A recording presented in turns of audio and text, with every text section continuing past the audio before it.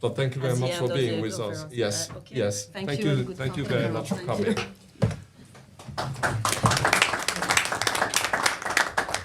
So then I would like to suggest that we would go now first to the scientific aspects of the discussion so that we are all better informed on really what is the subject, really where is the scientific knowledge with which we have to deal. And there is no better person to discuss with Ken Mattsson. He is not only, as I told you, professor for numerical physics, but he told me yesterday night that he has also a master's degree in astronomy, and I saw in his biography that he had appointments at Stanford University, at NASA, and so on. So really, he is somebody that you cannot, whose importance cannot be put into question. Ken, I would suggest that you make your presentation now, and then we continue with the medical aspects. Please, you have the floor. All right. Do you hear me? Good. So my name is Ken Mattsson. I'm a professor in scientific computing at Uppsala University. So this is a picture I took 2 years ago, actually, when we did the measurement. So it's my own picture. So this is a short CV. I mean, I'm a professor. And I used to work at Stanford for a couple of years at NASA in air acoustics. I used to work 1 year at the nuclear power plant, but that I quit myself. I worked 5 years at the Swedish Defense Research Agency with underwater acoustics, detecting submarines. And my motivation for this started, I would say, 15, 16 years ago, while I was working at the Swedish Defense Research Agency with different models. And one of the main motivation is actually from traffic noise, because that's one of the biggest issues in the world. And it really affects a lot of people. And it's the low frequency sound indoors affects your sleep. I could notice it yesterday while I was trying to sleep at this hotel, that it can be very annoying with buses. And it's also very expensive. This is from Sweden, so it's 17 billion annually. And this doesn't include the house prices that also are affected. This is just from socioeconomic costs. All right. So if you want to simulate how sound propagates, that's my expertise, and the physics, there's some things you have to take into consideration. It's actually quite complicated to simulate this. You have to consider the atmosphere. The atmosphere is really key. If you don't have a proper or realistic atmosphere, you can't simulate outdoor. And then, of course, you can have buildings and mountains and stuff like that. You have to have everything in there. There's some physics.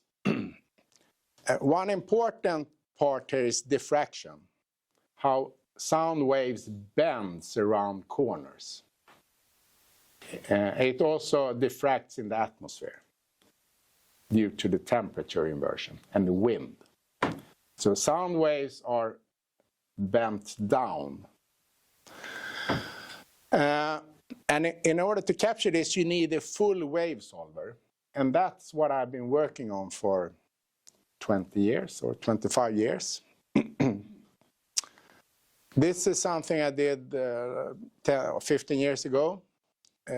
We wanted to compare the simplified models that are used.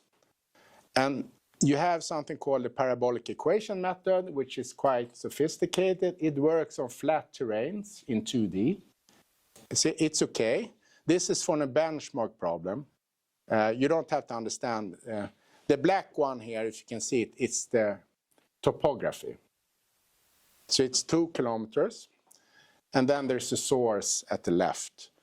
And these lines above are the sound levels. So we compare this to some parabolic equation methods, and we get similar results.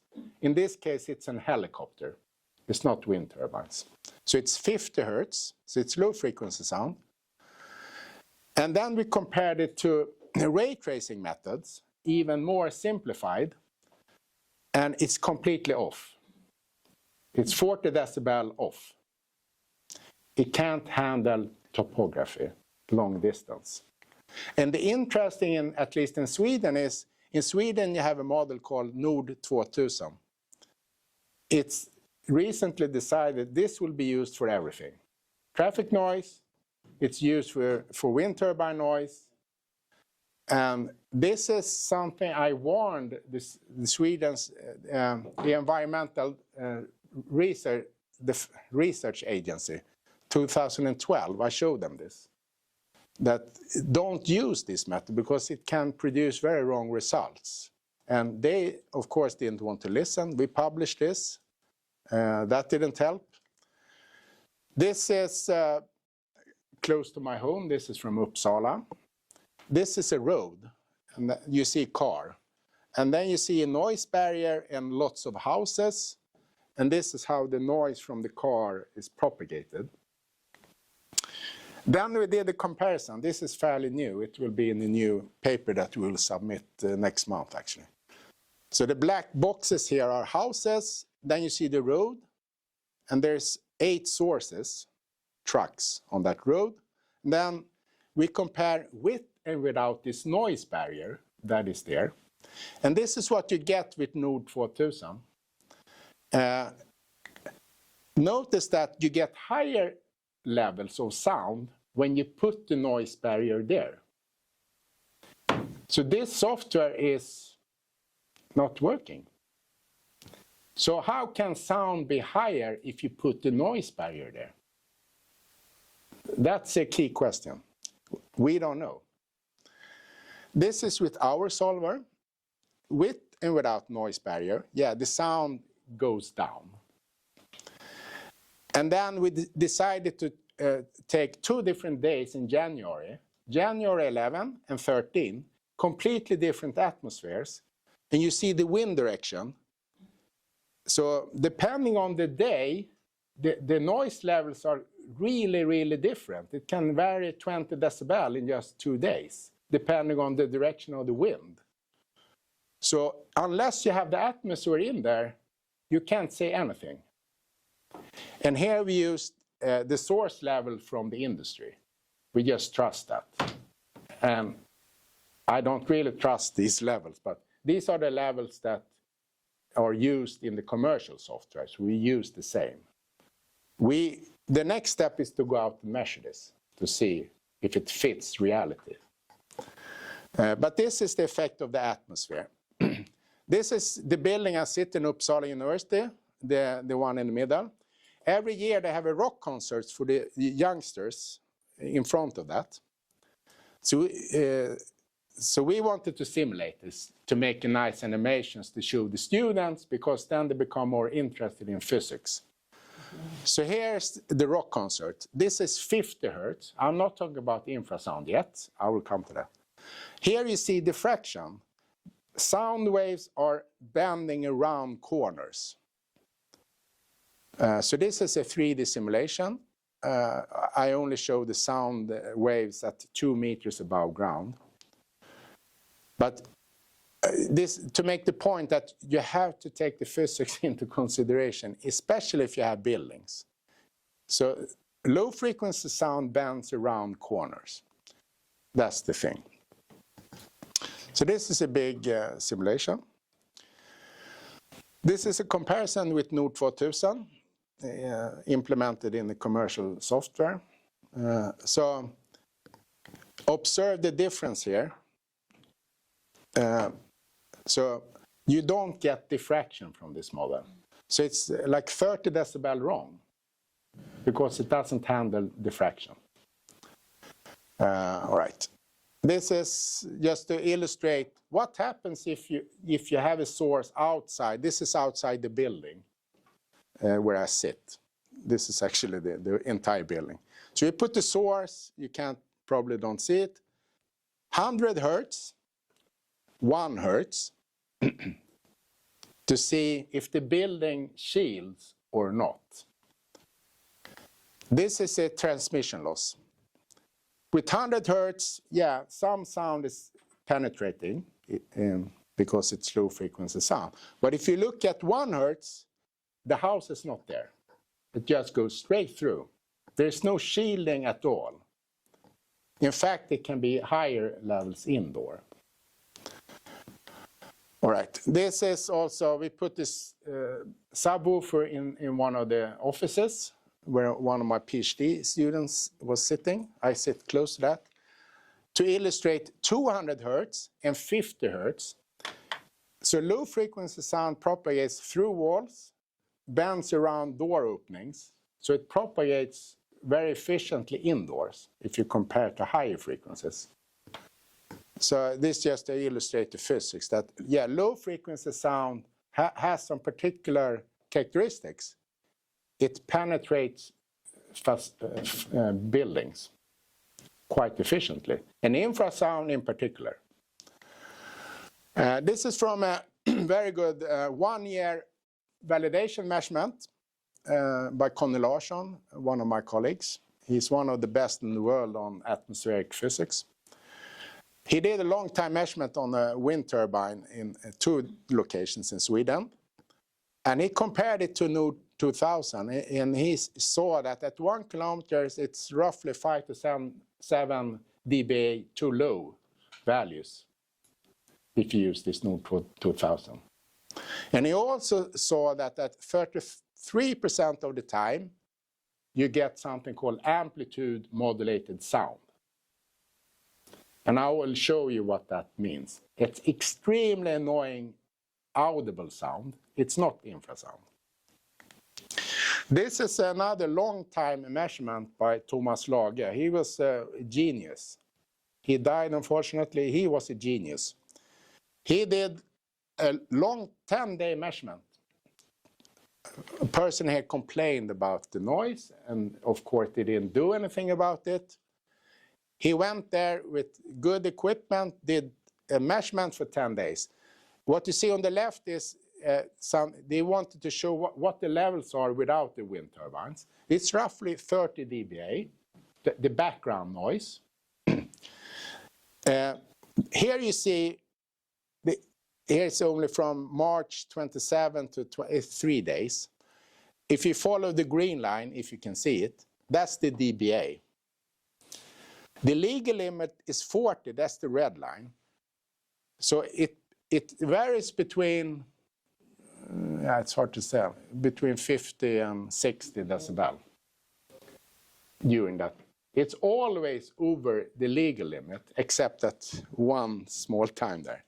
So it's almost close to 60 decibel at certain time. Here you see how the sound levels varies.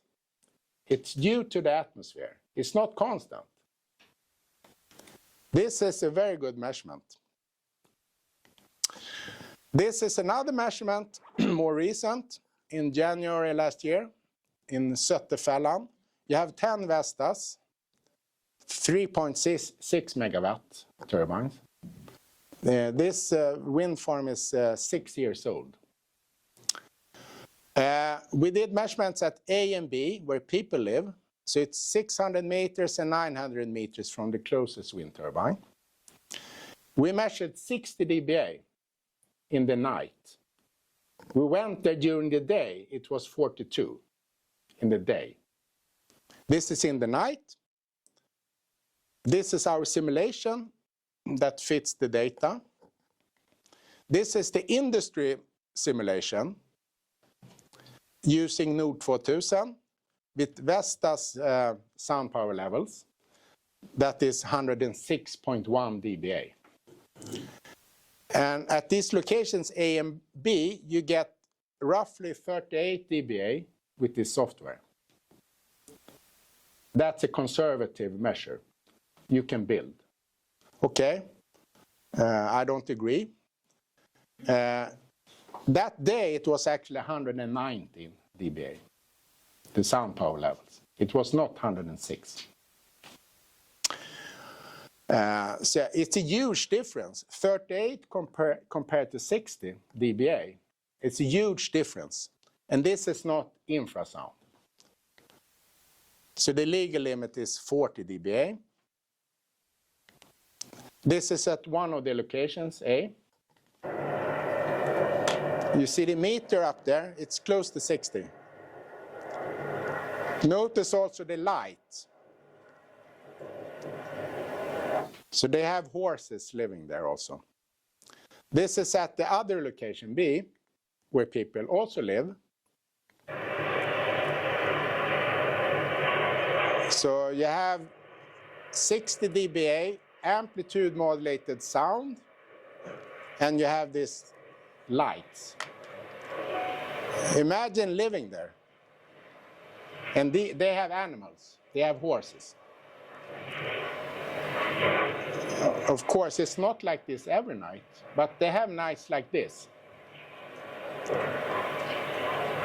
And this is with a good measurement. It's with calibrated equipment shielded against wind. Yeah. Okay, so I will end this audible noise. You have this audible noise, and this amplitude modulated noise is very annoying noise because it's unnatural. It's this pulsating type of annoying sound, and it's usually loud also. It can propagate 10 kilometers. You can hear it over 10 kilometers. This is not infrasound. We know that amplitude modulated sound is more annoying than non-amplitude modulated sound. We know that. We also know that the annoyance increase with the low frequency content going up. So low frequency sound is more annoying. We also know that if you take 40 dBA with lots of low frequency sound in it and compare it with 40 dBA with high frequency in it, it's much more annoying if you have more low frequency sound in it. Here are some publications, if you don't trust me. One is in Swedish here, actually. Yeah, so it's a huge problem. So pulsating sound is very annoying. So just talking about the sound level is wrong. You have to talk about the shape of the sound. And that's what's making wind turbine noise unique. This is infrasound. Now I'll talk about infrasound. This is what infrasound looks like. Each time the blade passes the tower, you get an implosion. It's actually aerodynamic. It's not really noise. It's an aerodynamic pulse that will propagate with the wind. So it's actually quite complicated. So each time you have this blade passage frequency with this newer turbines, it's probably between 0.2 and 0.7 hertz. It's below 1 hertz. And you get these spikes. This looks like explosions. If you look at explosions, they look like this. It's just that it's pulsating. You get an explosion each second. This is not what... If you go out and measure infrasound at the beach, yes, you have very high levels at the beach, at the waterfall, in the forest. But it's not this shape. It's more harmonic, stochastic, broadband, continuous. It's not pulsating. It's a huge difference. So if you only talk about the levels, you're missing 50% of the information. You have to look at the shape. This is not natural infrasound. We have that. Natural infrasound doesn't affect you. This is what affects you, the pulsation. This is a nice quote from Dieter Böhme. You can't hear infrasound from wind turbines. Well, some people actually can. But that does not mean that you can't perceive it. If you could hear it, it would be like dripping faucet that you can't sleep with, as opposed to the sound of the ocean, which makes you want to sleep with the windows open. That's a nice quote. The first one who actually wrote about this is Neil Kelly. I have talked to him many times. I have all his reports. Please read his studies. This is one of the best studies ever made. 1985. The industry will never talk about this report. He was sent out to measure infrasound because people complained. They got sick. And he measured it really accurately, and explained the behavior of this pulsation and everything. It's really inspirational work. Okay, I will skip this. You already mentioned that infrasound is waves below 20 hertz. If you talk about electromagnetic waves, you have radio waves, microwaves, and then you have X-rays. I like to mention that some of the authorities and industries say that, well, infrasound, you can't hear it. Therefore, it's harmless. You can't hear it. Okay, you can't see X-rays. Is it harmless? You can't taste arsenic. It still will kill you. So, yeah, you don't have to hear it to be affected. That's for sure. I will show you some citations. Okay, here's some sources of natural or human infrasound. You get lots from explosions, airplanes, wind turbines, diesel engines, fans and ventilations. You have it from the ventilations here. Then you have natural. You have volcanoes, northern lights actually, ocean waves, earthquakes. A lot of my research is about volcanoes. So we listen for infrasound to know when it's going to explode. That's part of my research actually. All right. And then you have some animals that communicate with infrasound. This is the group, and this is the equipment that we have been using. It's called Lidström. We have calibrated this twice at the CTBTO station in Norway. And the experts in measurements are Leif and Jose and Kurush. Leif has been working with infrasound measurements for like 35 years. And Jose has a PhD in infrasound measurements. And then you have Gustav, who's the brain in the group, my former PhD student, who actually wrote the software, most of it together with me. So this is the group. This is at Målarberget wind farm. This is the publication that we did it came out last year. So that captures everything we did for 2 years. This is from one of the measurements where we actually managed to capture when they turned the wind turbines off, because the electricity prices at 12 o'clock became negative. Then you turn them off. So we captured the entire shutdown. This is the noise on and off, before and after. It shows, this is the infrasound levels. It goes down by 20 to 30 decibel. So yes, the infrasound is caused by the wind turbines. But you also get infrasound from the forest. It's not zero. And this is the simulation where we did, this is the measurement point. So it's roughly 700 meters from the closest wind turbine. I also have a resident who lives there. At this day, it was 95. We actually went there 2 months later. It was 20 decibel higher at that time. It was a very windy day. So this was a good day.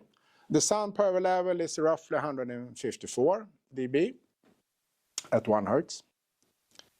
To explain why you shouldn't use dBA, this is A, C, and G filterings, a different type of filters. You see to the left, how much you remove from each frequency when you sum up. So the blue is dBA, So if we take that recording and sum all the infrasound between 1 and 20 hertz, we get 106 dB. It's 22 dBA. It's very low in dBA. If we turn the wind turbines off, it's 79 decibel in the forest. It's not 0. So it's, if you use dBA, it's minus. So yeah. Yeah, the dBA, well, for example, at 1 hertz, if you measure 150 decibel at 1 hertz, you take minus 150. That's what this means. So it becomes 0. So when you do the summation, it's 0. So you remove 150 decibel from 1 hertz. And at 1000 hertz, you actually add. So this is based on how the ear works. It's not based on health. So don't use dBA. That's one of the main points. This is from another measurement in Lervik. You have 7 Siemens 6.6 megawatt turbines. They're quite big, actually. This is 650 meters from Kjell-Åke, who lives there. This day, it was 105 decibel at his house. This is the simulation based on that. The sound power level was quite high, 169. We went there in September. It was slightly lower. Then you also had all the 7 of them operational. When you do measurements, you have to know which one is on and off. So we have to ask the operator for that, and they collaborate. This is the simulation, and that day it was 97 at 1 hertz. So it was lower. This is a simulation of this. This is Lervik wind farm. With, so we like to generate this nice animation because it makes it easier to explain it to politicians and my students. It looks more advanced. Well, it is advanced, but yeah. So this area is quite big. So yeah, infrasound, it propagates far a lot. And you also get interference from them. Yeah. So this is what the Swedish Environmental Protection Agency say last year. There's no special models are needed to calculate the infrasound from wind power, as this has been found in several studies to have no impact on humans. Then they cite 4 papers, 2 internal reports, 2 actually peer-reviewed articles. One of them, 11, doesn't say much, actually, I must say. This Finnish study, they expose people, healthy people, 30, for 73 decibel at 1 hertz for 10 minutes. And they didn't get sick, so it's harmless. That's the conclusion. Okay, what do we actually know? I'm no expert, but this is the papers I found through experts. This is a study from 1985 in Sweden. They exposed people to infrasound and saw it affected their blood pressure at high levels, 95 decibel and above. Alex Salt showed that there's 2 systems in the ear, one that is sensitive to infrasound, and then the regular hearing that is not sensitive. That is really important. I talked to him a lot.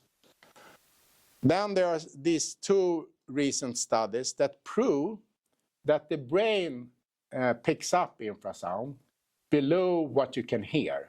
These are the proofs. Yes, it affects the brain.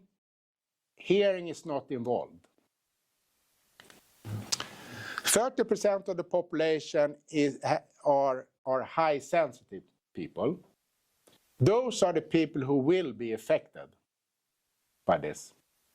Not all the people will be affected. not immediate at least.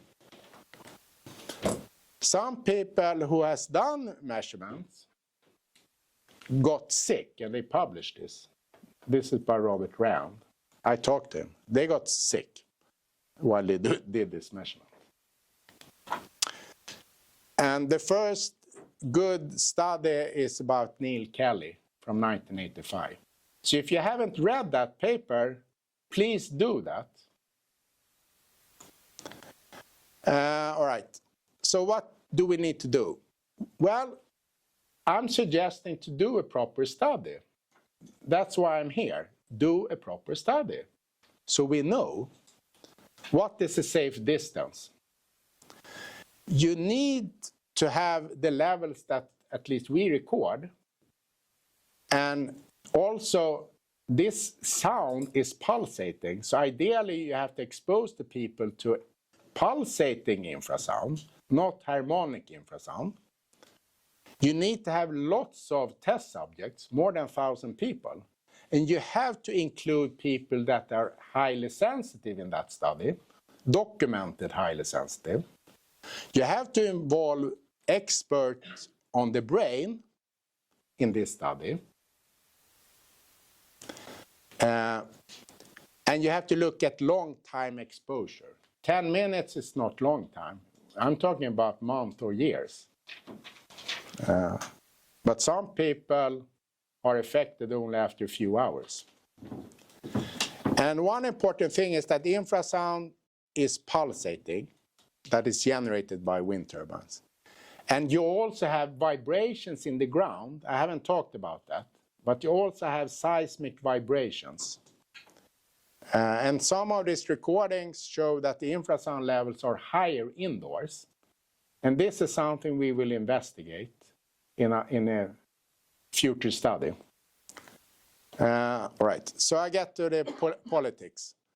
So yeah, we have the wrong metric. Don't use dBA. You know that pulsating signals are more disturbing than steady noise. Infrasound or low frequency sound can travel many kilometers, especially at night when the atmosphere are really good for propagation. And you have to use good models that includes the physics that are necessary. And that is my expertise, of course. You have to measure also indoor, not only outdoor. You actually have to measure it. Don't model it. And current rules do not measure what matters. So that's my key point. And this is how I see my last slide. How should it be regulated? Well, you should use realistic models when you simulate this. You have to make, when you're checking if you're violating the regulations, you have to have independent measurements, not sent out by the industry. It has to be like a doping control. Don't even tell the industry that you're going to do these tests or measurements. And you have to use calibrated equipment. If you want to measure infrasound, you have to calibrate it at 1 hertz.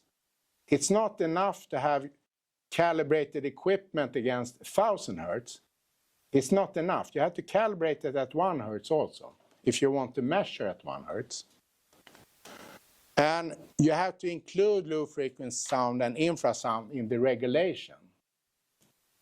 What the rules should be, I don't know. That's why you need to have this study. So I end with that. And yeah, thank you for listening.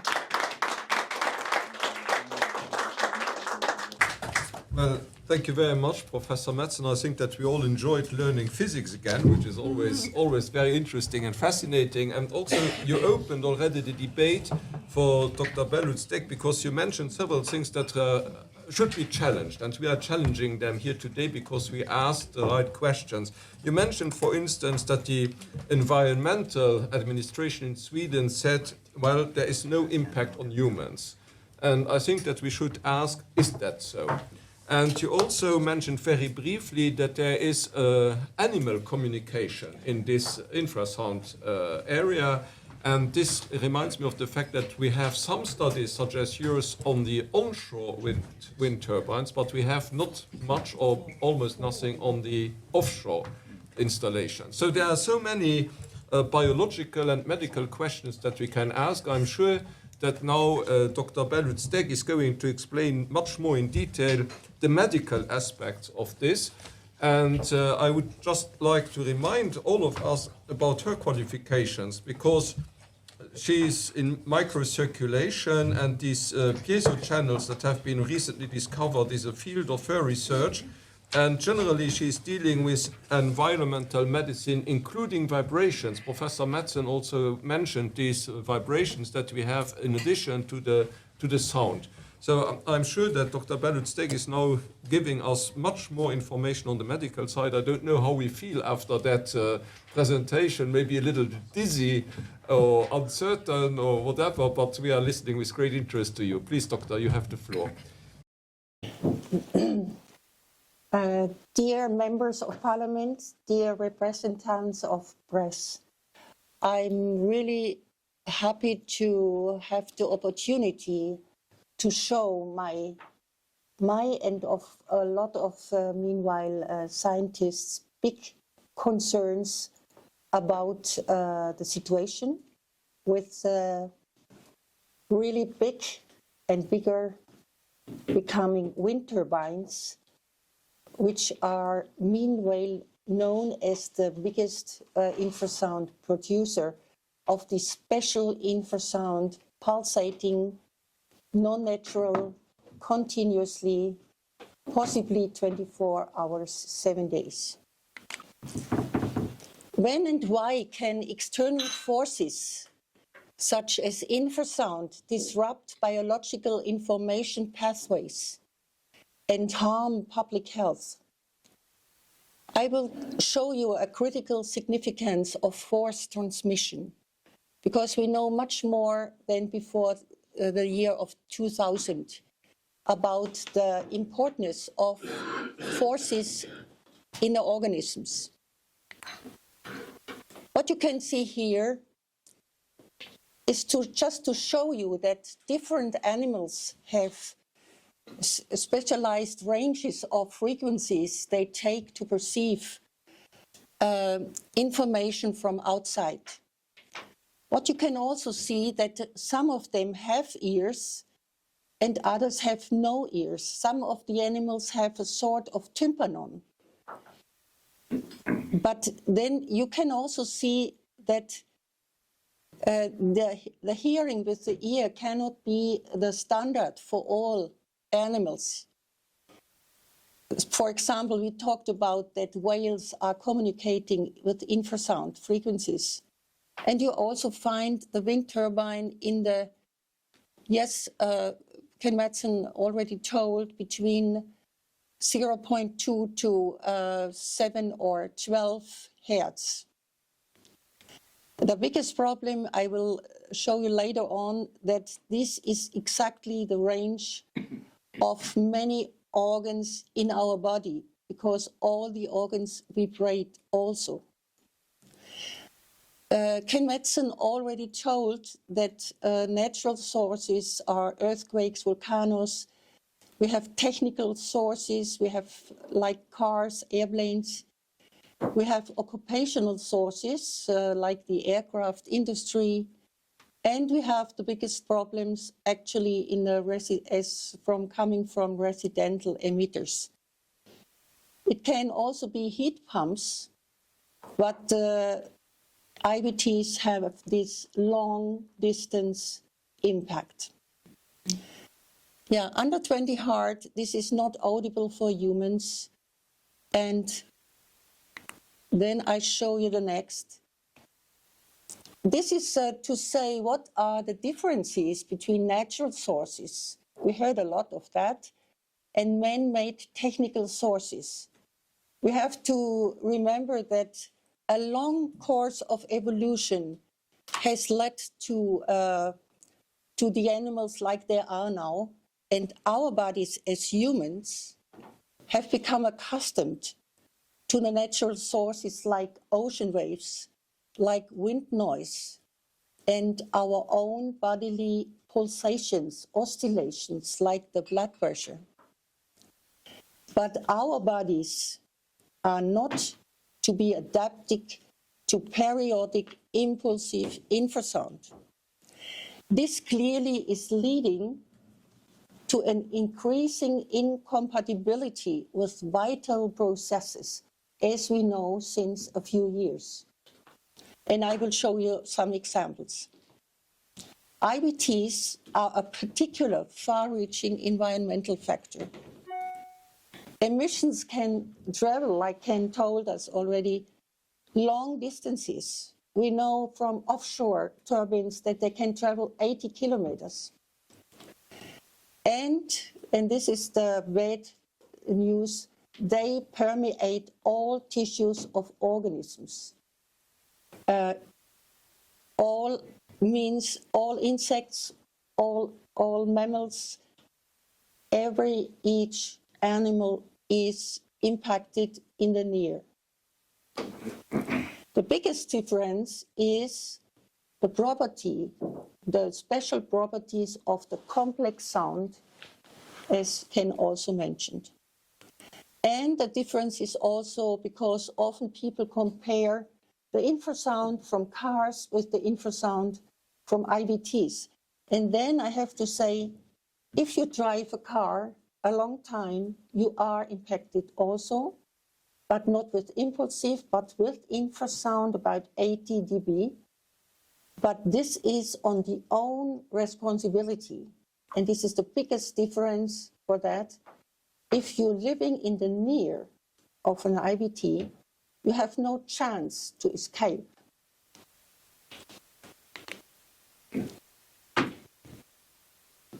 Now, what has completely changed the situation of our understanding? It's a little bit small, I know, but I will tell you. Very famous researcher told since long time, sound is force, is information, is energy, is vibration. That was Max Planck, Albert Einstein, Nikola Tesla, for example. And what we know, meanwhile, all organisms, if insects or mammals, of birds or whales, have a completely other perception level in their bodies outside of any ears.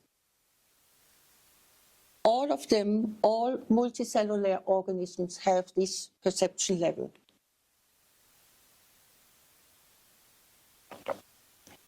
These perception, these are sensory organs. These are little channels which we know are placed in the vessels, but also in our tissues and in our organs. They are called piezo channels. This is coming from the electric side because it handles about a conversion of a force into electric information. I will explain this later on a picture. When the force is converted in an electric answer, this will lead to a biological or biochemical answer. This is a physiological process which takes place in all our tissues, in all our organs. And for recognition of this extraordinary level of perception from forces and sound and energy, Ardem Patapoutian was awarded the Nobel Prize for Medicine in 2021.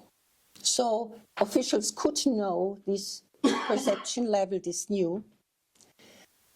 The piezo channels itself is very, very old. I read that they are assumed to be 1.5 till 2 billion of years. So you also can assume how important this perception level is. You see all organisms have this level, also plants.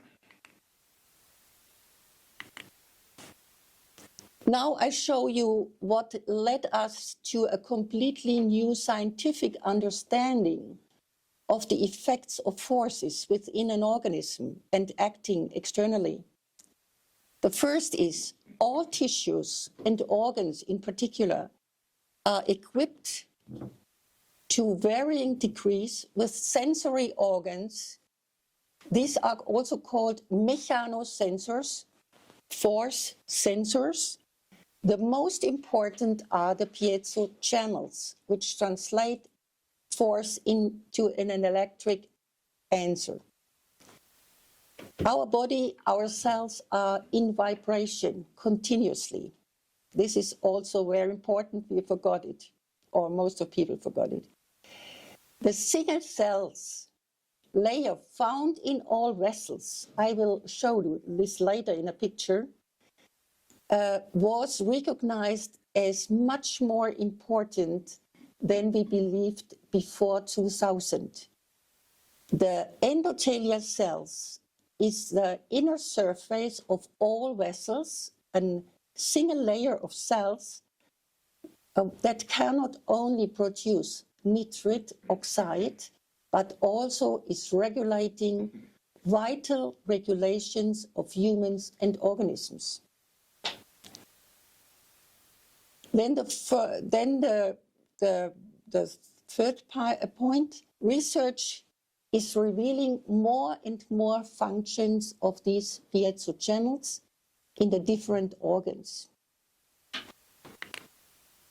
I show you a picture after a Chinese study. It's from 21, where you can find these piezo channels. There are two groups like piezo 1, piezo 2, and we can only take two of them like A and B, because everything else would blow up our time. But you can imagine how important the elucidation of the functions of the piezo channels in the organs is for our understanding of the working of these channels. So we take the vessels.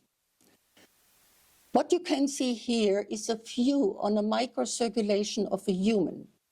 This is a still image. Normally it is a video where you can see the cells wandering in the vessels and you see the branches. And you can imagine that this is the support with oxygen and nutrition for all our cells.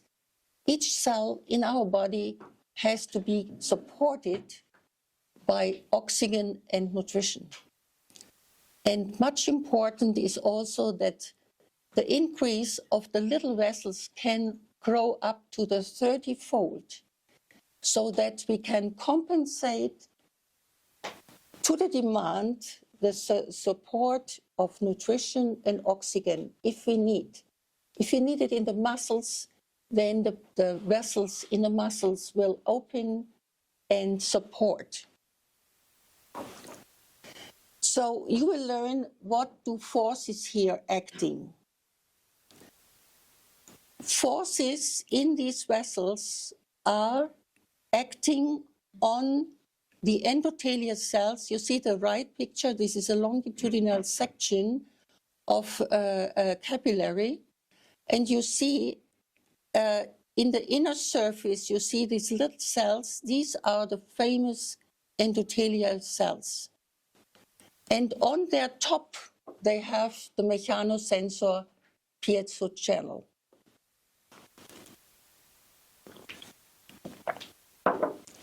If you look again on the left picture, you see a sort of double structure. Can you see around the more black vessel? It seems to be outside, but this is the endothelial cell level to look like this if you see it with this video microscopy.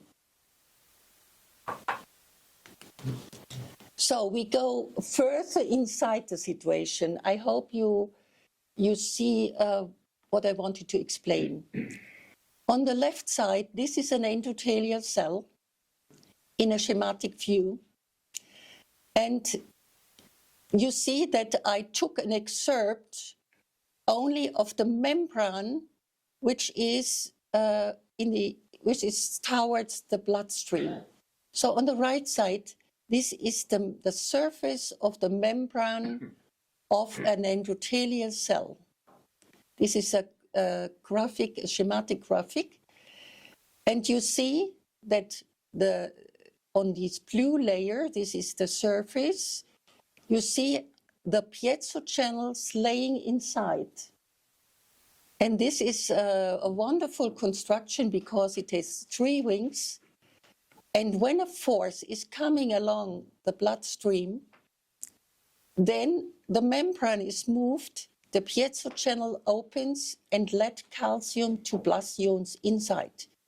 This is the mechanotransduction from forces in electric information, the calcium ions going inside the endothelial cells and lead to an answer, to a biological answer.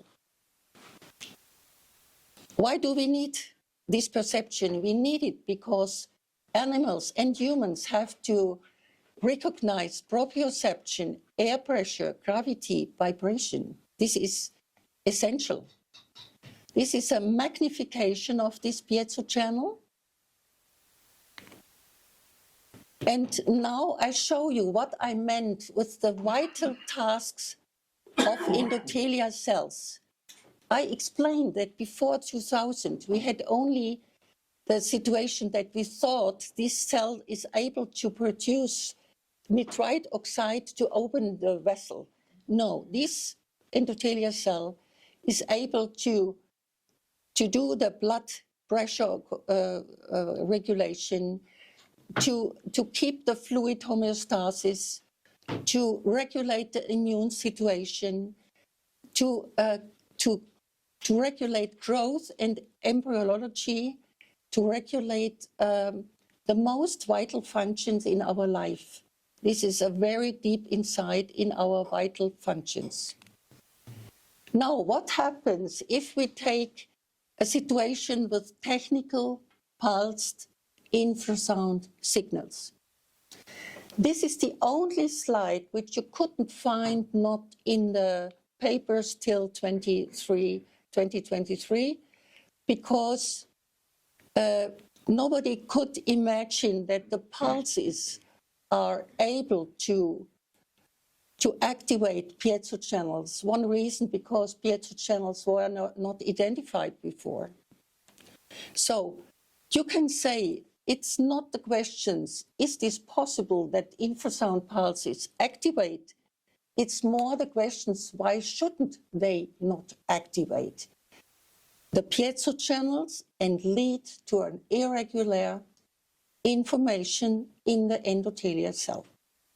Because on the other side, we have the results in the stressor studies with animals and isolated heart cells, which show that this effect happens. These are the experimental studies, and down you will find the different studies.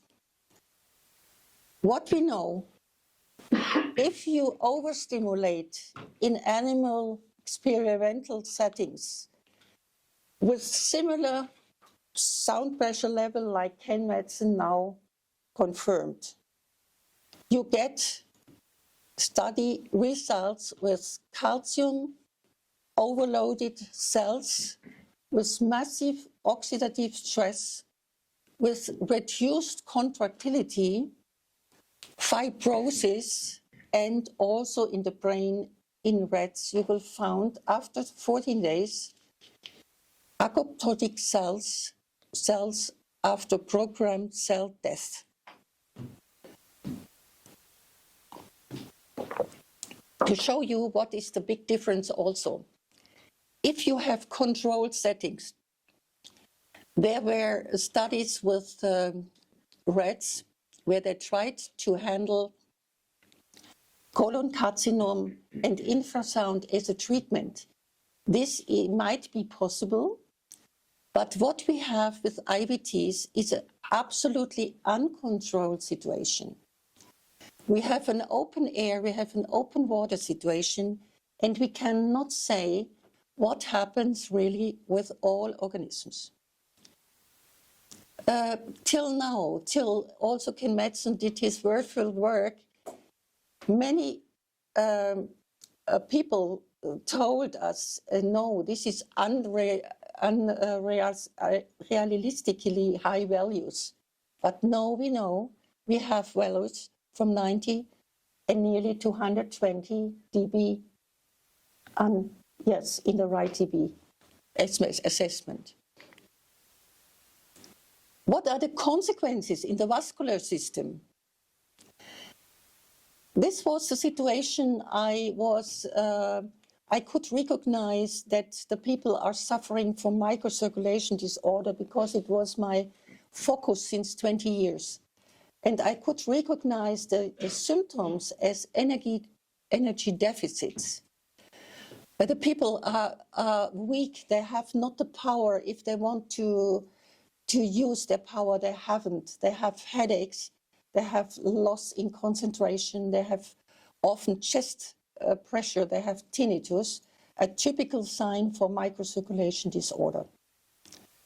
What you have also, if you prove the studies, you have calcium 2+ overload, you have not the right nitrite oxide generation, and this leads after the science to very deleterious properties of the nitrite oxide, because then you get the opposite. You get not less of the oxidative stress, you get more and more.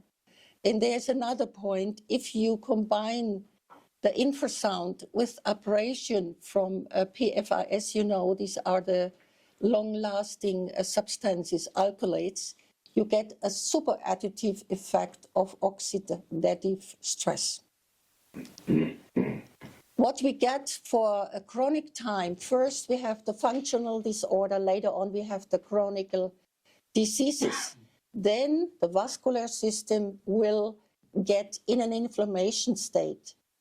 And the very bad thing, if you get a vessel in an inflammation state over, it's different from the personal capacity to compensate. But then you get a decreasing of endothelial functions. And you remember that one of the functions is embryology. So what we can see and assume, also for humans, is a reducing of fertility of all living organisms in the near. So this is a list what you can expect if you have this inflammation as a silent inflammation. You have disturbance in all functions we talked about: immune system, reduction fertility, balance of the homeostasis. So you will see that this is a quite big, bad situation. Now I come into the brain because this is the second organ I want to talk about. We know if you have the piezo research has already elucidated some functions in the brain, in the cardiovascular system, and it's known, meanwhile, that the neuronal development of a child is influenced by a possible overstimulation. If you have a child or unborn or a little child, the brain is not yet developed in the early phase of 1 year. So in overstimulation, it can change the structure of the brain. You will get other cell lines than the normal. And the second is, many processes in the brain, like the function and the communication, also depends on the stimulation of piezo channels. What I'm talking about is already research, peer-reviewed, a very important, relatively new research. And so we have a link to Alzheimer's disease also, because you get in the brain possibly neuroinflammation. And we can see that in our animal experimental studies. I just wanted to show you which stages of life are most sensitive. You can imagine that these are the initial stages of embryology, because in the first days or in the first 2 weeks, we have the everything or nothing law. If there is a vibration or a strong enough pulse, it can stop the gravidity. And also the brain development during the pregnancy, or also the organogenesis of the embryo on the fetus is very, very sensible. This, what I showed with the graphic on the right side, is what also Ken Madsen mentioned, that in enough rooms there can be an aggravation of infrasound, especially in the corners. So if you imagine there is a child or a baby lying, then you can imagine the fear, what happens with more and more higher sound pressure levels and deeper frequencies. And you know that protection lines normally forbid to have children and pregnant women's near vibration and infrasound. So my conclusion, piezo channels react to compressive and tensile stress, such as infrasound. That is proven. Evaluating infrasound in dBA is misuse for several reasons, also natural laws. The transmission of forces is the basis for all organisms to maintain their structure, their function and communication, and to convert information into biological answers. If external forces in chronic impact override the physiological pathways, the entire system becomes increasingly unbalanced. Initially functional and in principle reversible disorders become manifest diseases. After an individual period of compensation, every living organism must exhaust. That's, I wanted to mention to Ken Madsen's sayings that even if we don't recognize that we are getting ill, that doesn't mean that we have an increased blood pressure. So especially women and children are more sensitive, but we have to expect that after a certain time, every organism will exhaust and show continuous signs of illness. A 10-kilometer negative impact nowadays with our now existing turbines, not yet normally the 7 megawatt, means an immense biodiversity loss. And we must assume that also insects with their piezo channels they have are concerned not only from the wind turbine itself, but also from the infrasound. The reliable evidence of serious damage is so substantial that an immediate moratorium is necessary in order to scientifically reassess infrasound frequencies and all consequences for humans, animals, and nature. Overall, in Europe, planned 7 megawatt installations must not be installed without this revaluation. From my point of view, we have no time to wait till everywhere will be installed 7 megawatt turbines, because we have then a not yet predictable circle, much more bigger than 10 kilometers impact, and we will get thousands of people and especially sensible groups injured. And we have an increase in our biodiversity loss. What I wanted to say as last sentence, human dignity, the foundation of our lives, and the respect of all living beings require that the biological integrity of all be protected. Thank you very much.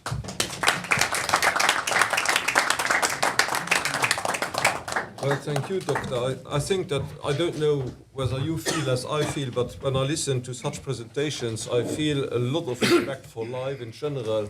I always consider that it's a miracle that we are here and that we discover slowly and slowly through a lot of research how complex we are and how much we have to take care about our bodies and our health, and which responsibility actually we bear also as politicians when we make laws or whatever, that we take this into account and that we are always reflecting the last results of scientific research. Now we have heard about a lot of problems and potential risks that we have with these industrial wind turbines. Now, I think it would be very interesting to hear also the point of view of the industry. Thank you once again for the invitation for today. Thank you for the interesting presentations we've already had. Let me start off with something that I think we can all agree on. Europeans deserve affordable health. We see a big crisis now again. We deserve strong rural economies, and we deserve rules that protect our health. Let me start off with that and then show you a bit on where we are when it comes to wind energy around Europe at the moment. Let me just put it all on the screen for you. So we already have around 304 gigawatts of wind energy installed around Europe. That corresponds to around 20% of all of Europe's electricity demand. When we look at the EU, that will be around 19%. Now, when we zoom in a bit to where this capacity is installed, we see that Germany is the leader by far within Europe, 78 gigawatts, but we also see very big concentrations in Spain and France and the United Kingdom, but also in the Nordics. When we look at how much it's generating on a national level, we see that Denmark is the front runner in Europe. They already generate around half of their electricity by wind turbines, but also the British Isles, Iberia, Sweden, and Lithuania generate quite a lot of their electricity already with wind energy. Now, that has some other benefits already as well. I'll come back to this a bit later, but we have quite a lot of jobs in Europe at the moment, 440,000 that are related to the wind industry directly. We expect this to go up to 600,000 by 2030 when we reach our wind energy targets. Now, let me zoom into why we are here today, the issue related to sound and health. Let me actually get my notes here. So, I mean, we've heard a lot about infrasound already from the presentations. Infrasound is everywhere, and it is of course not untrue that wind turbines have infrasound. That's the reality of the situation. But the infrasound generated by wind is stronger than that generated by a wind turbine.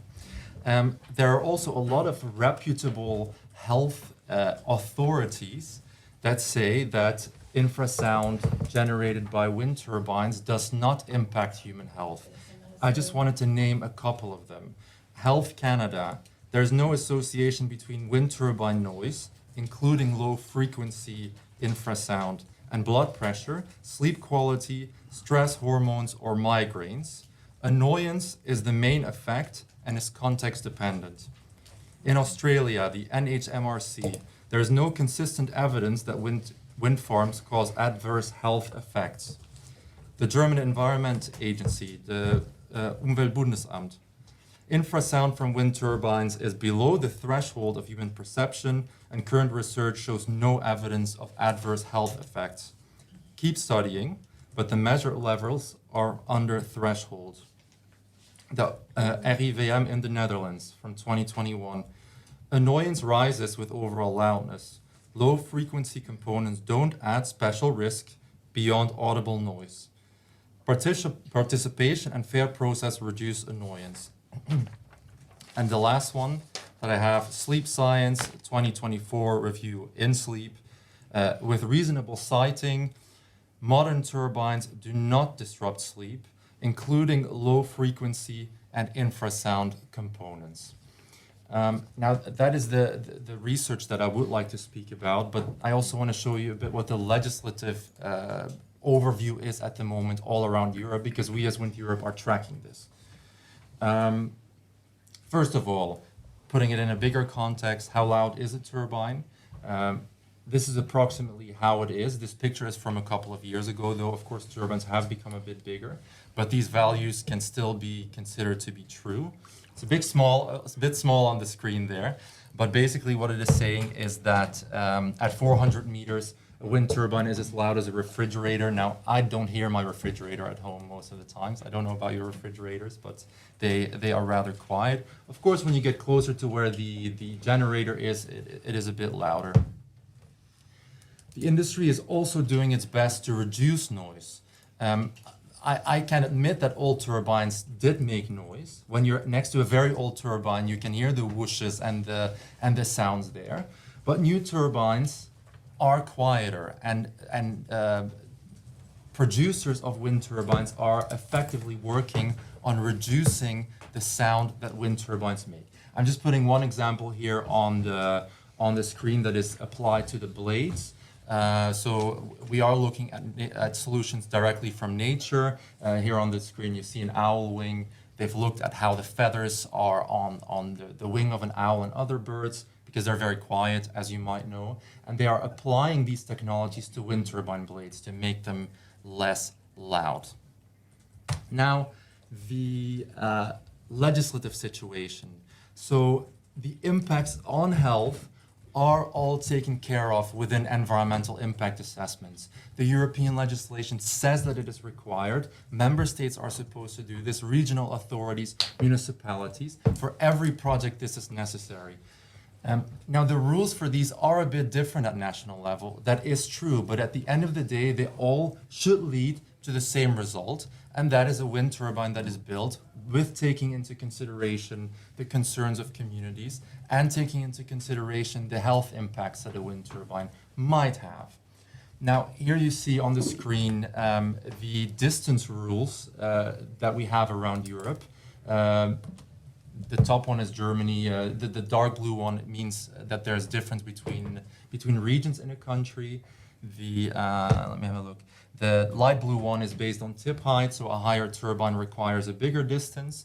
The green one means that it is set in an environmental impact assessment, so every impact assessment looks at the distance limits that are there, and the yellow ones are fixed terms. So you see there is some variation, but at the end of the day, we usually reach around the same limits. No turbines are built closer than 300-400 meters to houses most of the time. Now, there's also sound limitation or noise limitations in every single member state. I've just picked one category that is applied here, and that is decibel noise. The dark blue bubble here is the night limit. The light blue bubble is the day limit. Some countries also take into consideration background noise, and some countries have rules implying that measures also need to be taken inside the home.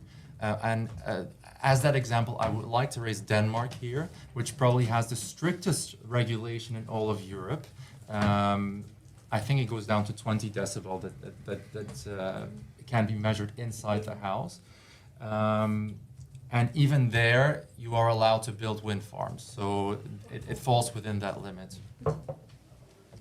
Now, another health-related impact I wanted to highlight here, because I know it's also important to people, is shadow flicker. So there's also limitations set for that, either so on the left side, you see the monthly hours where shadow flicker is allowed to take place. On the right, you can see the minutes per day that is allowed to have shadow flicker. There you see the dots there. Here it's set in the environmental impact assessment according to national legislation in another way. While we are here, I would like to stress that I thought the presentations were very interesting. We have some regions in Europe where we've had wind turbines for 40 years, for 30, 40 years, and they are very densely installed, let's say. Some examples: Burgenland in Austria, Schleswig-Holstein, Niedersachsen in Germany, Castilla-León in Spain, Castilla-La Mancha in Spain. If the health impacts were really that big, there would be massive problems there to people's health, and that is not the reality that we see. Even with newer installation, that is not the reality. In fact, we see that in these regions, the support for wind energy is generally bigger. So that does not align with what I've been hearing this morning, unfortunately. Let me have a quick look. Yes, then I would like to stress that we need to flip the switch. This narrative is not always useful. We again find ourselves probably in another energy crisis. We need to have our homegrown electricity supply. That is the reality. And how can wind help us with that? We can really decrease all of the imported energy sources from unreliable partners that we actually really don't want to work together with. Here, just an example of how much import of oil we can avoid if we build more wind farms, and we do reach that target for 2030. And I would also like to, let me just go through the animations here, to call on also people living in the countryside, people representing people living in the countryside, to see wind energy as an opportunity.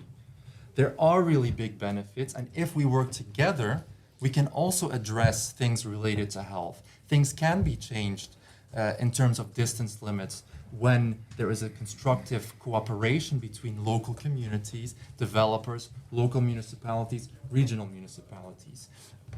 You will have more tax revenues, you will have benefit funds, you will benefit financially in the countryside more. There's also other things that you can work on together with developers, and I'm just going to show you some examples of this afterwards, in terms of how to respect nature, how to restore nature.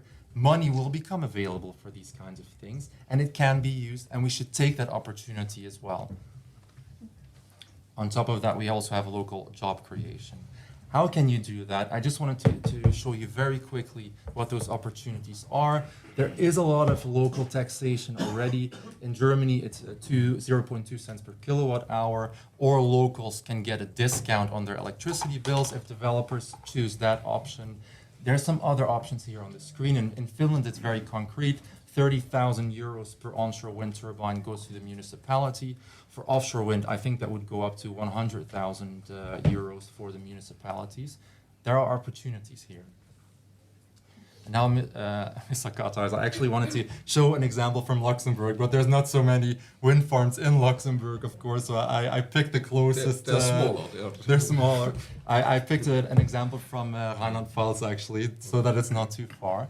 But it's a really nice example of what can be done and the opportunities that are there. This wind farm is located in Meusdorf. I'm not going to go into the very big details, but basically it was quite a poor municipality in that region. They built a wind farm in 2014, and with the money coming in from the wind farm, they built this expansion bridge. They got 200,000 in income extra before that. The municipality now gets 1 million visitors per year who visit this bridge. There's an educational walking trail there. There's a lot more money available at local level that they can spend. Another example that I wanted to highlight, because I was trying to be a bit more geographically sensitive to reflect on who's here today, from Lithuania. A 15 turbine wind farm from 2022 to 2025 has brought in 220,000 euros for the municipal budget, again in the countryside, that funds local projects that people living in the region can choose themselves, that has given money to educational projects and further infrastructure upgrades at the local level in cooperation with that local community. And then one last point that I wanted to highlight also, because I've also heard stories about wind turbines impacting cattle, etc. Wind energy and agriculture are fully compatible. Most wind farms in Europe are located on farmland, actually. Both cattle and sorry, I can't find the word. When we use plants to grow stuff, let's say, and in fact, 95 to 98% of the land in a wind farm continues in full agricultural use. Crop grows even right around the turbine, and livestock can graze freely across the site. It is also an opportunity for farmers to gain a new income stream. Turbines have no measurable impact on soil quality, crop yields, or livestock behavior. And I'm going to stop there. And with that, I hope that we can continue having good conversations together, find solutions together, but also see the need that we need more renewable energy for Europe's future. Thank you very much. So, thank you very much, Mr. Williams. This was, of course, a completely different point of view, but we expected that, so you fulfilled the role that we hoped that you would perform here today, because it's very important, I think, in order to have a good discussion, to see different approaches to the issue. Now I would move on to the legal aspects, and here is where Maître Lebert comes in. So he has the very practical attitude. I think that you are dealing with such matters for more than 15 years already, if I remember correctly. So you are very practical, not only legal approach, but also a very practical one. And I would be very grateful to hear from you how your assessment is. We also, Mr. Williams briefly mentioned European law, but there are actually a lot of things still missing in European law on wind turbines, especially on the environmental directive, where the wind turbines are not really taken into account until now. So, Maître, I think that as soon as you are ready, we can then move on. Thank you. With the legal aspect. Thank you, Chair, and thank you and your team for inviting me. The conference comes at the perfect timing. The stage is set with the Commission reviewing the noise directive, scientific work demonstrating that current acoustic standards are, let's say, inadequate or needs reviewing as well, and the unanimous political support of the Committee on Petition last September to a petition of 2021 for the review and the adoption of EU limits on wind turbine noise. Nevertheless, the conference is a success also if it sets the stage for more involvement of the European Parliament. Why more? The first reason for more involvement of the European Parliament in this issue is that, as we have seen today, existing rules are broken. The national provisions which apply or purport to apply to wind turbine noise measurement and calculation are either unworkable, defective, or even in some cases absent. And the consequence, the very practical consequence of that, is that projects are being approved without actually knowing what the acoustic consequences are. What this means in practice for victims is that they face losing their homes, they face years of legal proceedings, and a nearly insurmountable burden of proof with regard to medical and acoustic evidence. So, since at the same time the European Commission is pursuing an objective of doubling capacity by 2030, the role of the Parliament is to investigate, to do its own investigation, and to balance. If there is this objective of doubling capacity by 2030 and more after that, then the European Parliament must step in and do its own investigation. The second reason is that there is an obvious solution to this situation, which has been ignored for nearly 20 years. The Noise Directive is a success story. When it was adopted in 2002, it had less than 20 pages, and today it has over 1,000 pages of acoustic standards covering everything from rolling stock to motor vehicles to aircrafts. And the Commission has readily concluded over 10 years ago that EU, and I quote, EU noise at source legislation remains the most cost-effective means to address noise. This is nothing new.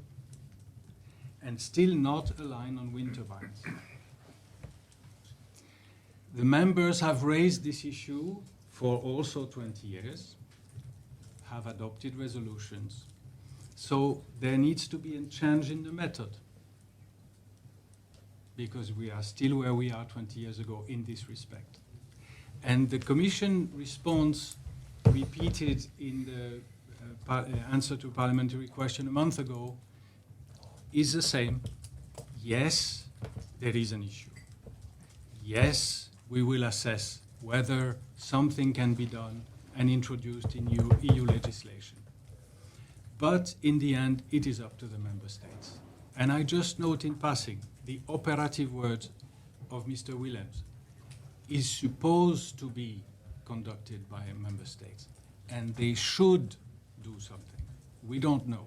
This also needs investigation, and I think from a political point of view, as a lawyer, it seems to me that there is a political question to the Commission, and I think it's very positive that the Commission is so well represented today. Why has the Commission taken no action in 20 years, although the Parliament has raised this question for 20 years? It's a question, and silence can be the answer. But I think the question is there, and this is a question for the Parliament to pursue. And the third reason why this conference should kick off more involvement of the Parliament is that, yes, the Commission is acting as committed, has accepted the recommendation of the Court of Auditors to, and I quote again, assess the feasibility of introducing EU noise reduction targets and noise limits in the Noise Directive. But the report of the Court of Auditors is on city pollution. And if you read carefully the answer of 20th February of the Commission, of Commissioner Oswald, it says very clearly between the lines, there is no room in the current operation of revising the Noise Directive for wind turbines. It is said in the first paragraph of the answer, it is for the member states. They take care of that. So the Parliament has to step in to do its own investigation and to bring the Commission. I think the Parliament has the tools to do it. We see today didn't progress as much, but it can be done. The victims are there and no one is contesting that they exist. The fact that new methods and standards for measuring acoustic emissions from wind turbines is clear. It was presented at length today. Maybe it wasn't available a few years ago, but it is now in front of us, which is only the other side of the broken national standards. And so, since it is not being contested that in the current exercise, in the current commitment of revision, re-evaluation of the Noise Directive, there is, as of today, no space for wind turbine noise, then it is up to the Parliament to bring it to the table. Thank you.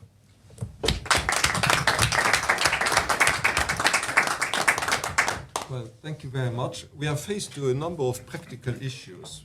We are actually reaching the time limit. I don't know whether somebody will come to incite us to leave the room, but I just put a quarter of an hour now in addition so that we can have an exchange of view.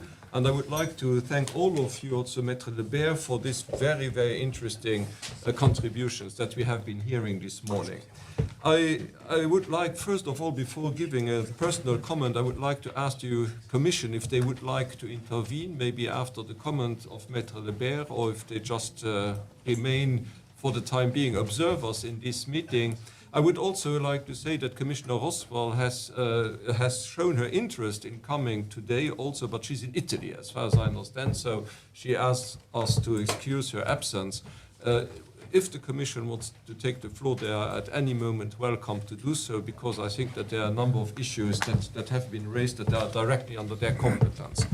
I would like to make a comment also following what Maître Lebert has said, and that is that public opinion plays an important role in this. I mean, we are aware, and actually research such as Dr. Balut-Stek and Professor Madsen are doing show us that the knowledge that we have about industrial wind turbines and their possible nuisance is increasing rapidly. So we have, over the last years, we have with medical discoveries like the piezo channels and new measurement models such as those developed by Professor Madsen, we have a much deeper insight now. And so it is normal that public opinion also asks us whether the rules that govern for the moment the industrial wind turbines are still adequate.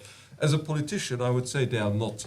And I would also add that there is a lot of debate in public opinion about these industrial wind turbines anyway. There's clear political wish by many parties, by many politicians to install more and more of them.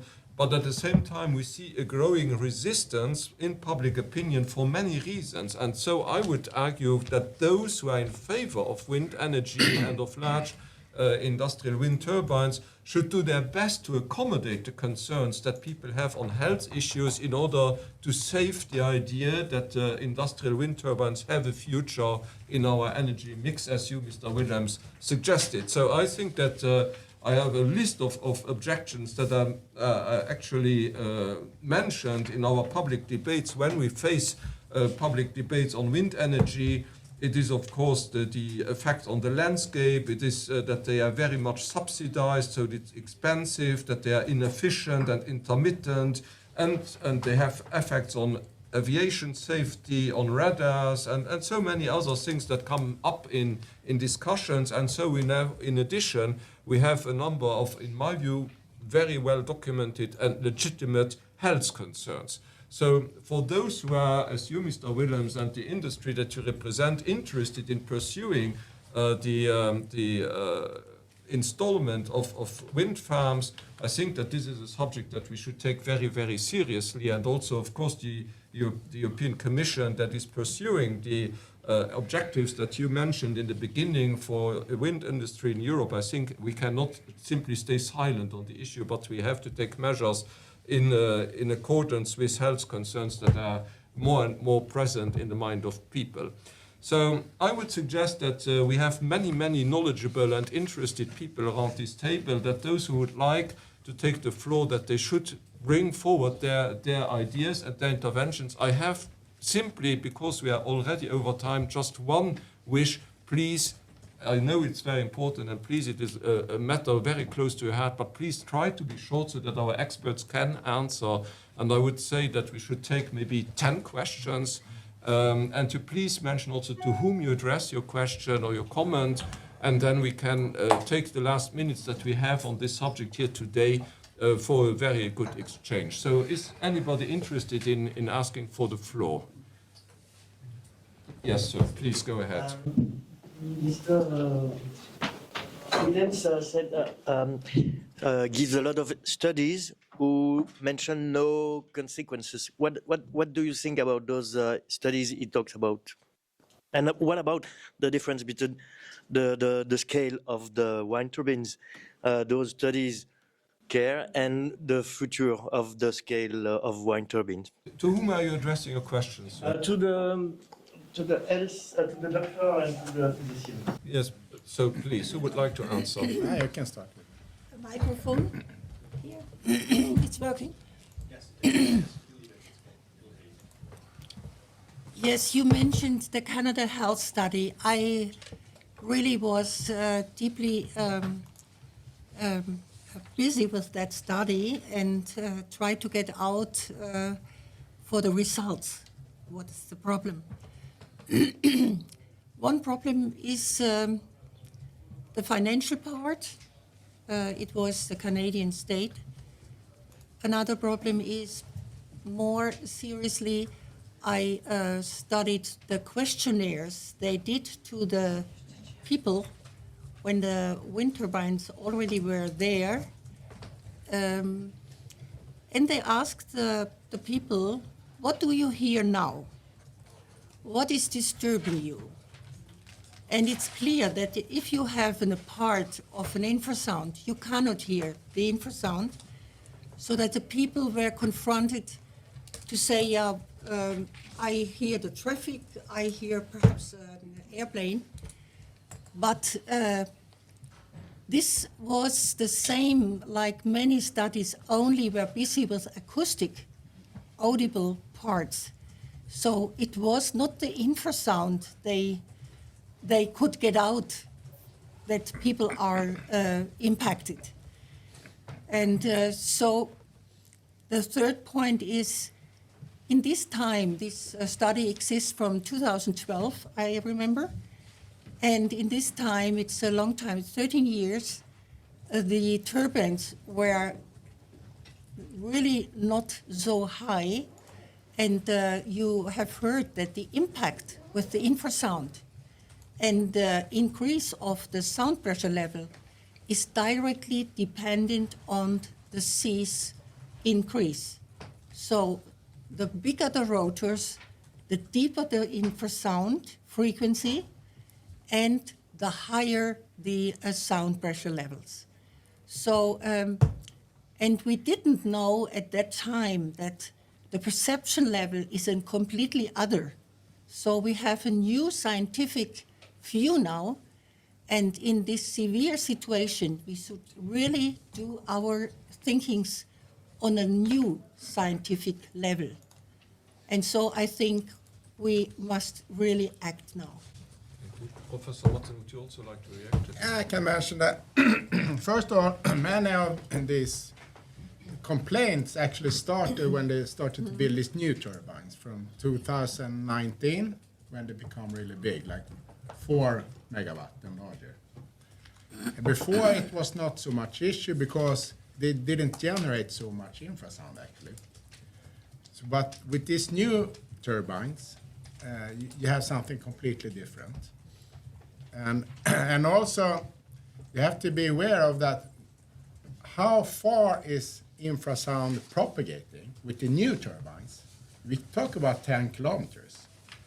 So if you want to compare the effect, you have to check with the population living close by, with population living far from wind turbines, compare them. And you have to involve 1,000 people in each group and check, are you noise sensitive or highly sensitive, or you have to do checks. You have to also measure the levels. What are the actual levels here? So these studies, questionnaires, these old questionnaire studies are outdated. And also, what are the effect of infrasound? It affects sleep. So you don't die from it. It affects your sleep. And how would you know it's infrasound? You're stressed at work, you have a divorce, you have stressed life, and you have a migraine. How would you know it's caused by infrasound or stress? How would you know? You have to measure it and check. That has not been done. You have to do that study. That's what I'm saying. The industry don't know. They show these old studies, not very good studies. They don't really say much. You can see whatever you want in that statistics. You need to make new studies with the new research and look for what you need to know what you're looking for. You're not looking for how many pills you take. You have to check how. You need professionals to check how people actually blood pressure and everything, and that has not been done. And I should also say that the industry claims you have high levels of infrasound in the forest, higher than from the wind turbines. You're calling me a liar when I showed you it's 20 to 30 decibel lower when you turn them off. You're calling me a liar, or that our equipment is useless. Thank you, Professor. I think we have one more question from this gentleman here. Thank you. My name is Daniel Mačovský from Slovakia, and we together with Catherine wrote this book. This book explained more than 250 scientific studies about the negative effects of wind turbine. In this book is more than 1,400 website links for these negative effects. It's the problem of all the world. In USA, Canada, China, Australia, Russia, Japan, complete all Europe states. And you are not being people, you are like machine. The professor explained about the difference between the infrasound, between nature infrasound and the wind turbine infrasound, and you is the same. You are not hearing the people who have very big problem with their lives. What about this? Only the produce electric, only the money, only the economic, only the how is good, how is perfect. And what about these million people on the world? There is nothing for you. This is my question. Perhaps, yes, thank you. Thank you. Much. May I ask, this book, is that available also in English or not? Now it's only in Slovak language, but from this moment I start translate from English.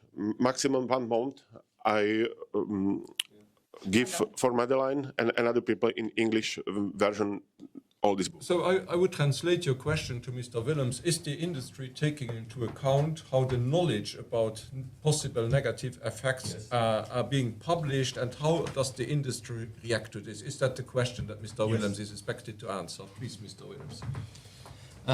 First of all, I'd like to say I didn't call you a liar. Let me start off with that. We as an industry want to take these issues very seriously, and me being here, I think, is one signal towards that. I think it's good that research is being done into these things. But at the same time, it's also, like I said, we are doing all our environmental impact assessments. We are working together with communities, and we think that is very important. There are mitigation measures put in place. They are important. And I think that's all I can say.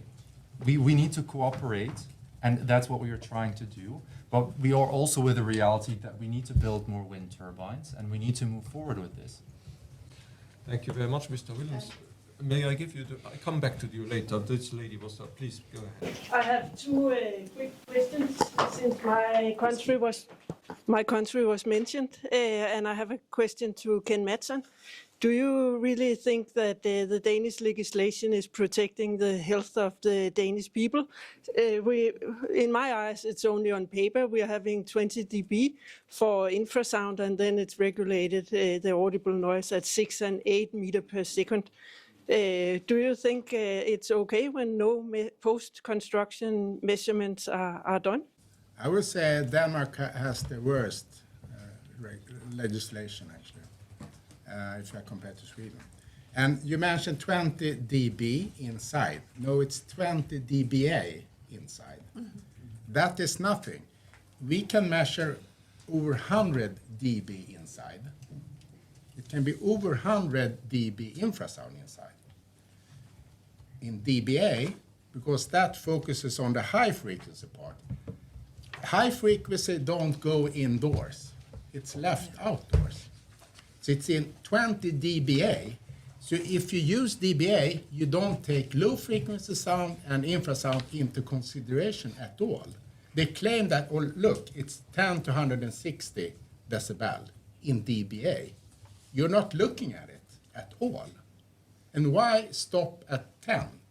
Why not 1? Thank you. I'm having then a quick question for you. Do you really think it's fair to compensate collectively for individual losses? Because local communities, they are ripped apart by this method. That's my question to you. I mean, that's a difficult question. I think we should cooperate well with all communities, and it can be a divisive topic, and we are also aware of that. But I think in the end of the day, we need to find solutions that work for everyone, and that is difficult. No one is going to be supportive. We cannot find 100% of people supportive for single projects. And when it comes to if I don't know if you're also referring to health impact.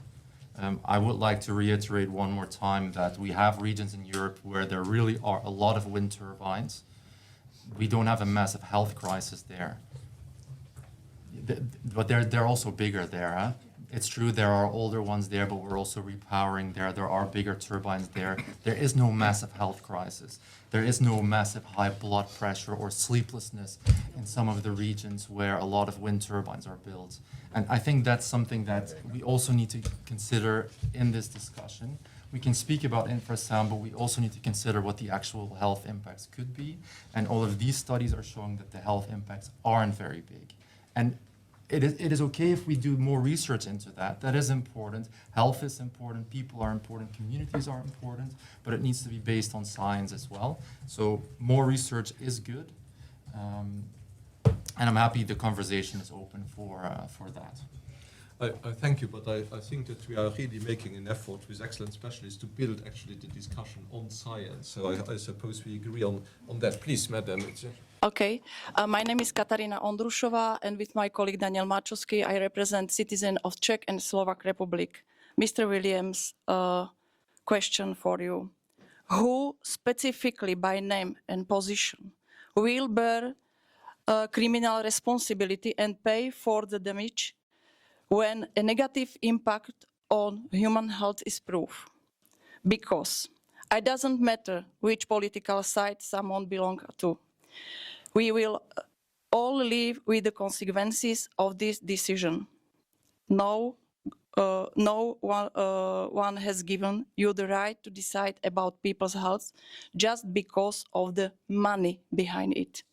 Human health isn't a side effect. Human health is a line you must not cross. And we will not allow. This is our home. Thank you. May I perhaps, madam, I think it's a very interesting question because you addressed the issue of civil liability, actually, and I think that Maitre Lebert might have a comment on this before Mr. Williams. Maitre, would you like to comment on this issue on civil liability for environmental damage? Well, I think it speaks to the very practical situation victims, people impacted, face. And the rules of civil liability are in place, but because of the current noise standards, what we see in practice is that even, let's say, positive precedents where people eventually succeed in a decision recognizing the situation and compensating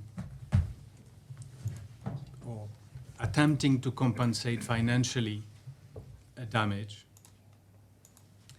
it cannot, I don't think in fairness it can be considered as a satisfactory situation of access to justice. So the civil liability rules are there, but if you have to first leave your home, lose value on that asset in most cases, and then spend years in court with always the risk that the court will not find that the causation has been established.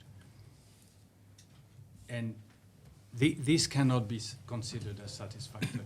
And it goes back to the starting point, which is that the current rules allow projects to go ahead without the actual acoustic impact being measured.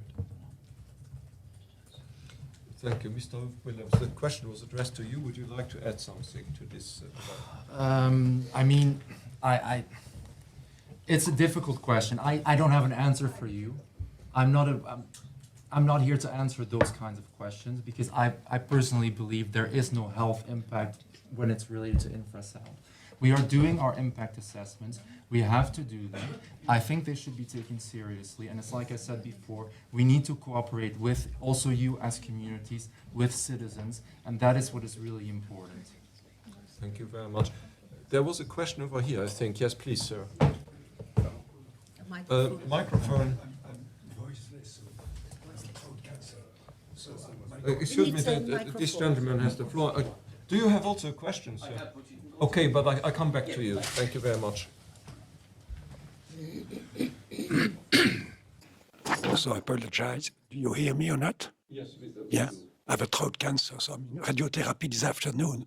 But I think it was so important to be here today, and thank you for the organization of this conference. I would like to ask a question to Mr. Willems. About 10 days ago, Ursula von der Leyen, Macron, and Chancellor Merz said that they make the huge strategic error to reduce the nuclear power production and between brackets and to have so many windmills and renewable energy. So I know in the private sector, when you're making a strategic error, or you present your dismissal, or you are fired within 24 hours. What are the consequences here of this aveu testimony that she made 10 days ago? That was a comment for Mr. Willems, and I would like to know what you think about this recent declaration from Mrs. Ursula von der Leyen. Thank you very much. Mr. Williams, do you have a comment? Yes, I do. I mean, I don't think that is what she said. She didn't say we're building too many wind turbines. We need different technologies to do our energy transition. We need different technologies to be energy independent. Nuclear can be one of them. I don't know if you're from France. Of course, France has a lot of nuclear energy, and we also see benefits of that in France. But we need multiple technologies to reshape our energy system. That is what we're moving towards, and wind energy is one of those technologies. Thank you very much. The gentleman there, please. Joe Kerwin is my name. I came over with Stephen from SEPA here in Ireland. And I suppose we've two cases. It's a common law country, which is slightly different to Europe, but we have two cases of where we've had to shut down wind farms. And I know those people, and they've spent 10 years fighting a case. And if that's every community that has to do that around Europe, we're on the wrong foot, and so we are. And I suppose just from Ken Matheson's point of view, I think we now have something that Lord Kelvin would say we can measure. And is the industry going to accept DBC as the industry standard for measurement? Thank you. I mean, I don't think I can comment on that right now. That's something. That's the point of being here, though. It's great to have you here, but we need to get to that point. But DBC is the industry standard. That's the way I see it. I cannot comment on that right now. I also didn't see the study before arriving here today, so I can't comment on that. All I would like to say is that we are taking scientific developments into consideration. And referring to your first point, we as an industry are really trying to get good practices on how we cooperate with communities on the ground. We are working with NGOs on this. We are working with organizations working on local governance with this. We want to establish good practices, and I think as an industry we are doing a good job at this in most countries. It doesn't mean that it applies to every single project, but we are really doing our best getting those practices on the ground, and we have active projects running in multiple countries to work on this. I take three questions, and I apologize because I take also these three questions, and then I have to finish because you see that there's already a lot of movement here. We have to come to an end. Unfortunately, it's very interesting, but I would say, sir, please start, and then Madeleine and you, madam, and then I have to close the meeting. Please go ahead. I take the three questions together, and then we have an answer by the experts together, and then we conclude. Please, sir. Thank you. Thank you, Chairman. Just a question, a technical question to Professor Mathson. Are the propagation mechanisms of low frequencies strictly identical to those of infrasound you described? Just we take the questions together. Madeleine, would you? Well, my name is Madeleine, coming from Sweden, and my name is Madeleine, coming from Sweden. I am in contact with many civil association or initiative that are affected by the wind turbine all over Europe: Spain, Portugal, Sweden, Denmark, Ireland. And I thank you for coming here today from the industry. But I would like to emphasize, first of all, we have a problem for 20 years that we have heard here today, and we still have no rules. And my experience is that people are very badly affected from the wind turbines. I have never ever heard a wind industry company collaborate with the affected people. You might be collaborating with the politicians in the local municipalities. And as you mentioned earlier, money, money, money. But you know, we can't buy health with the money. I don't know anyone who would take the money and still continue to live in that house. So I would like to ask you, we can sit down, we can meet later on, and I can also show you my studies and studies that other people have done. And because we definitely need a solution of this. We can't go on for 20 years. I can also speak about the environment investment report that you were talking about. That is in Sweden made by consultants that are invoicing the wind industry. So obviously, if it doesn't get the permission, they will not continue to work with that company. And in Sweden today, we are the only country in Europe that has the municipality veto. And last year, 25, over 93% of all the projects in Sweden were stopped by the people, by the democracy, by the municipalities. And I think that's a big warning for you to start investigation. Are we, as an industry, doing the right thing here? Maybe we should listen to these people. Thank you very much. Thank you. This lady has also asked for the floor. So I'm very bad at asking questions. I hope I'm going to make myself clear. I think it's for everyone. So my question is very simple.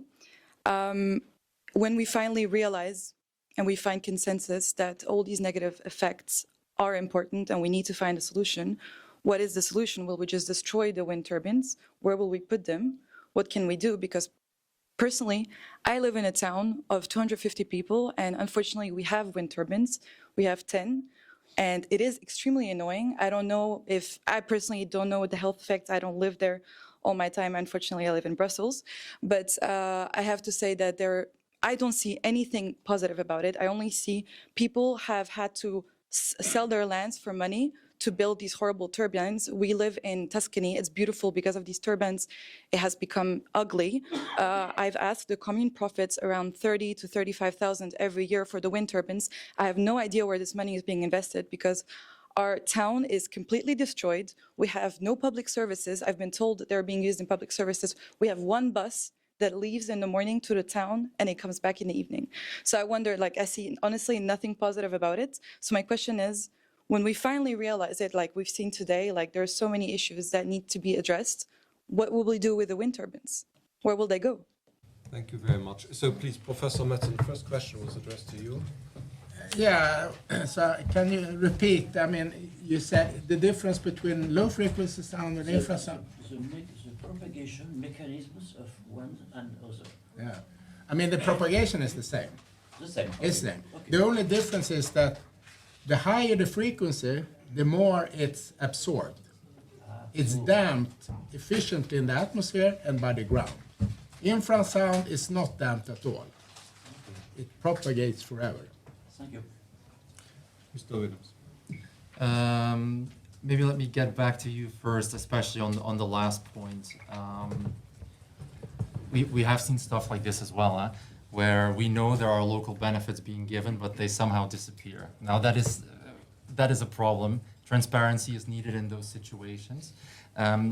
We have set up a coalition with NGOs and organizations working with local institutions, and we put together 5, let's say, principles in which we say, okay, this is what good community engagement is, this is what good benefits are. One of them is transparency, because we often see that benefits are being given, but someone in the municipality does with it whatever they want. You need transparency on everything from both sides. So I agree with you on that one. Then maybe I wanted to come back to the money point, because I think this is it's a void point. These turbines are generating electricity. If we don't, but they are still generating electricity, okay? We all use electricity, we are all consuming it. If we don't have our renewables, which are, well, wind is already generating 20% of Europe's electricity. If we don't generate that, it means we have to import more. That is also the reality. We are standing in front of a decision that we have to make. We have to do something. We have to move forward. Wind is one of the technologies that we are using for this. And like I said, these initiatives that we are trying to do, we are also trying to get them to local levels. So these 5 principles that we've put together, we're now working on introducing them in Germany and in Spain, first of all. And we are hoping that they will also spread to other countries, so that, like in Sweden, the municipal veto doesn't have to be used as often, because you're putting these good practices in place already before it gets to that point. Well, thank you very much. Before concluding, I would like to ask, I'm very happy that Virginie Joran could come back to us here today, because she has a very, very busy morning running from one commission to the next. Virginie, would you like to add something to our conclusions today, please? Yes, thank you. And I think I lose a lot of different testimonies, but I was on this report since the beginning. But as for my conclusion, it's first of all, it's for me the first time I saw a meeting with a high level like this, because for me, the first thing that I saw around this table, we have everybody. Association, citizens, from the European citizens, we have the lawmaker like me and politician from the political group. We have the scientists and doctor, and you have a commission, and you have from different parts of the Europe. And I think for me, the best thing that we can do today, and I hope to repeat that, because as I can conclude, at this moment we have no solution.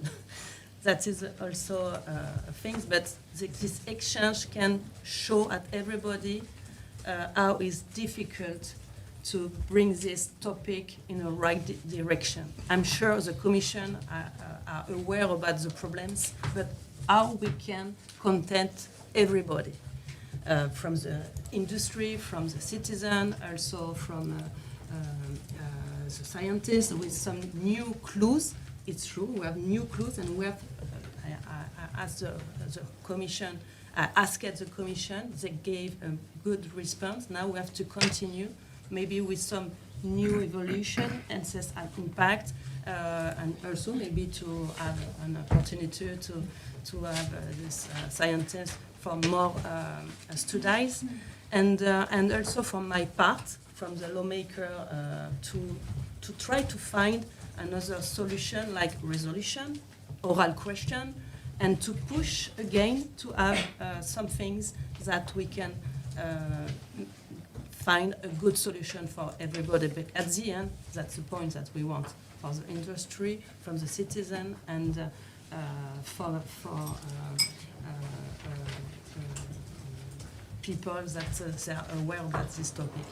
That's my conclusion, and thank you again, thank you again, Fernand, because it's a very good meeting and conference, because we have all different point of view, and that is for me the democracy.